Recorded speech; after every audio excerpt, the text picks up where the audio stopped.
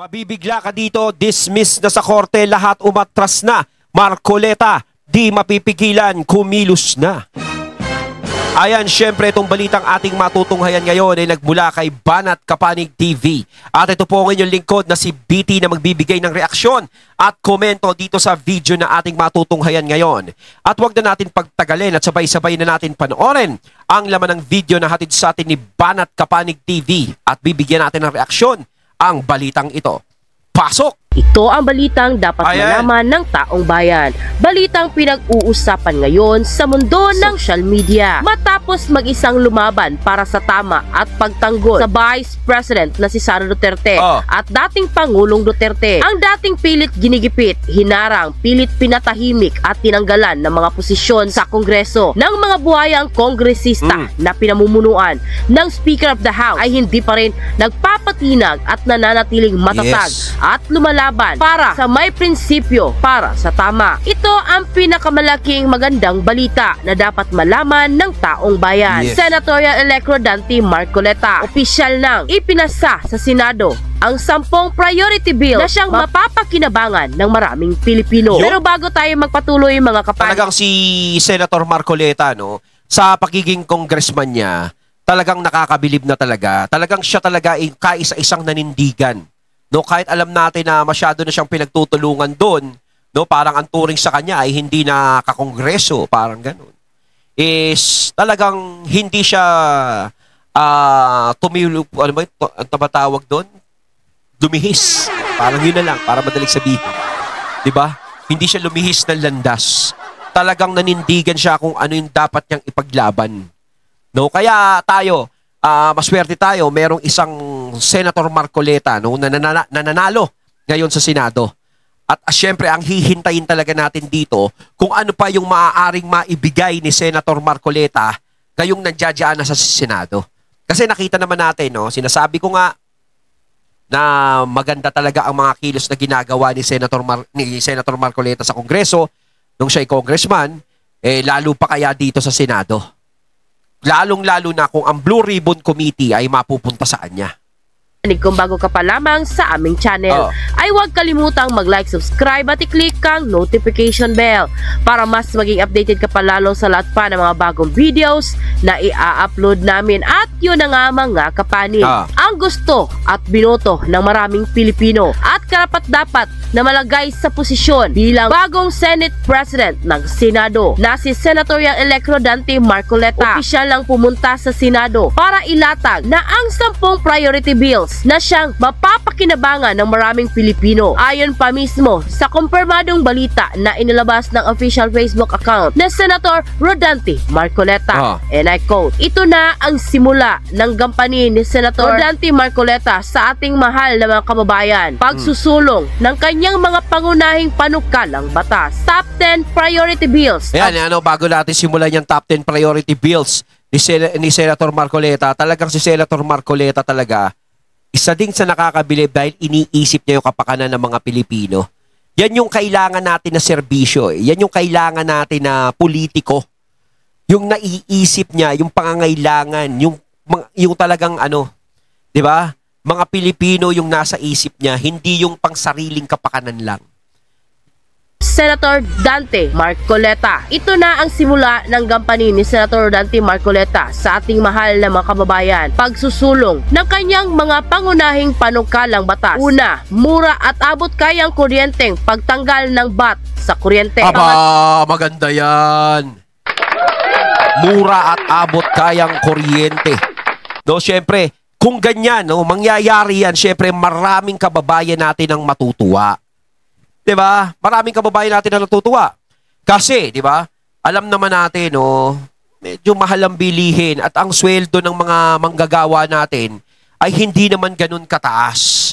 Okay lang sana kung tumataas ang bilihin, tumataas ang bayarin, tumataas din ang sweldo ng mga kababayan natin. Kaso hindi. Tumataas ang bilihin, tumataas ang bayarin, hindi naman tumataas yung sweldo ng kababayan natin. Kaya kung makakababa ang kuryente niya, kung bababayan, malaki yung magiging niyan, ginhawa kahit papaano sa mga kababayan, sa ating lahat. 'Di ba? Dalawa, bantay presyo ng LPG. Paglikha ng isang automatic pricing mechanism para mabantayan Bantay at presyo. masiguro na akma at tama ang presyo ng LPG. Ayan, pati LPG. Aba? No, libreng kuryente. Hindi, pwede ako gumagamit kasi ng LPG.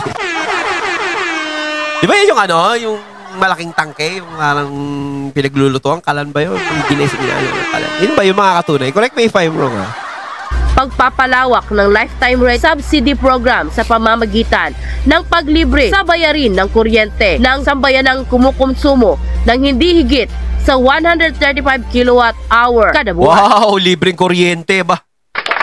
Maganda yan, ha? Talagang tinututukan talaga ni Senator Marcoleta kung saan makakagaan yung mga Pilipino. Iyan yung magandang gayahin ng iba. 'Di ba? Kumbaga, nauunawaan niya eh. Naghihirap na. Mahirap na yung ginagawa ng mga kababayan natin. Nahihirapan na.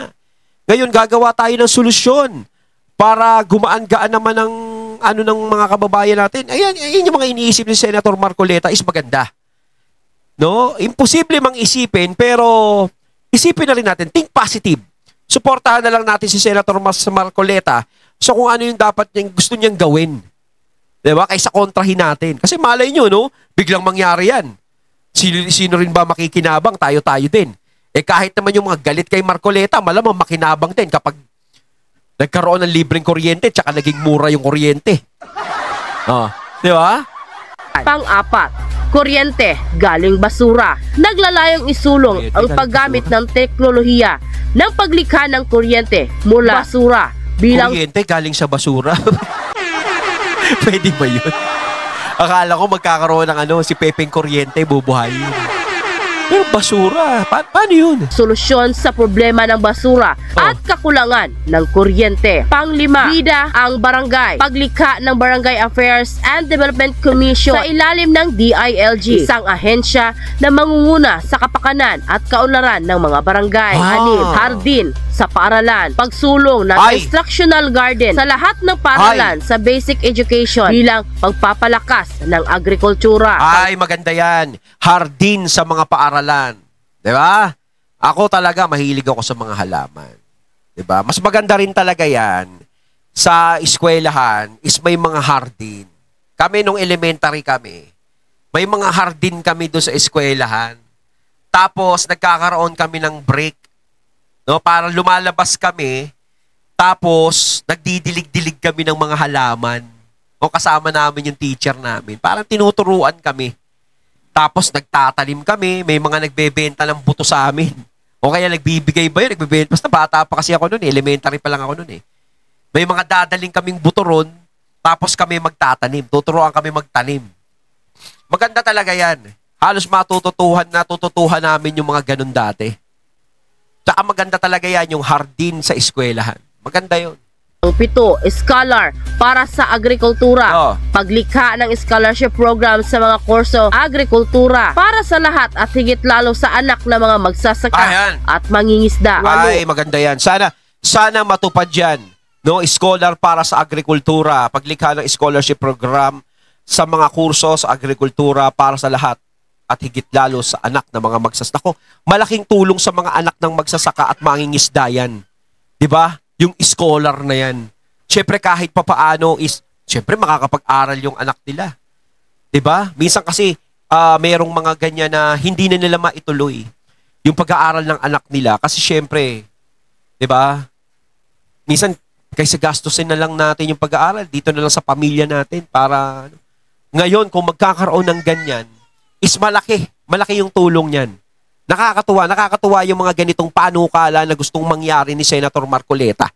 Na sinasabi ko nga kanina, imposible mang isipin, pero tiwala lang tayo. Baka yung imposible na yan, maging posible, lalong-lalo na si Senator Marcoleta na ang nagsasalita.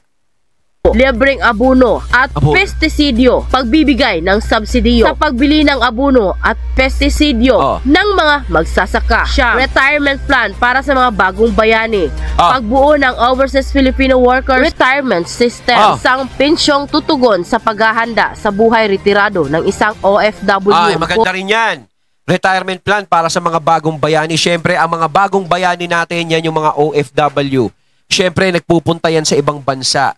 Tinitiis nila na mawalay sa mga pamilya nila para makapaghanap buhay, para mabuhay nila yung pamilya nila. 'Di ba? Ang laking sakripisyo ang ginagawa nila, lalo na yung mga namamasukan, 'di ba? Yung mga naglilingkod sa mga pamilya. Mantakin mo, ikaw nagbabantay ka ng anak ng iba. 'Di ba? Binabayaran, nagtatrabaho sa ibang bansa, 'di ba? Babantay ka ng anak ng iba pero yung anak mo hindi mo mabantayan. Pero 'di ba dapat unawain na lang yung mga ganun eh.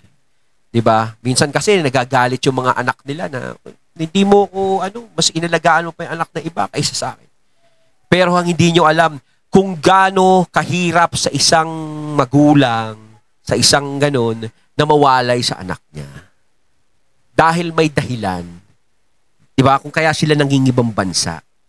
Siyempre, ang iniisip nila, yung kapakanan, yung kinabukasan. Kasi maging practical lang eh. Hindi ka naman mapapakain ng pagmamahal. Diba? Kung magkakasama nga kayo, pero gutom naman. Siyempre, bilang magulang, hindi mo naman makikitang yung anak mo, nagugutom. Kaya ikaw na mismo ang gagawa ng paraan kahit magsakripisyo ka para ang anak mo, maging maayos ang buhay. Diba? Kaya ako nauunawaan ko yung mga kababayan natin na mga OFW. Hindi lang sila nagpupunta sa ibang bansa para magpakasarap. Nandiyadyaan sila para bigyan ng magandang kinabukasan yung kanilang mga mahal sa buhay na naiiwan sa Pilipinas. Diba? Ngayon, yung mga naiipon nila, yung mga pinagtatrabaho nila sa ibang bansa, nasa mga kamag-anak nila sa Pilipinas yun, kung paano nila gagamitin ng tama. Diba? O ligtas mula sa pagpapalaya, magbigay ng exemption sa mga mahihirap at walang kakayahang magbayad ng subsidies ban. End quote. Nang lumabas nga ang balitang ito ay umani agad ng samut-saring komento mula sa Pero bago yun, syempre mas maganda palakpakan na. Maganda yung gusto mangyari ni Senator Marcoleta.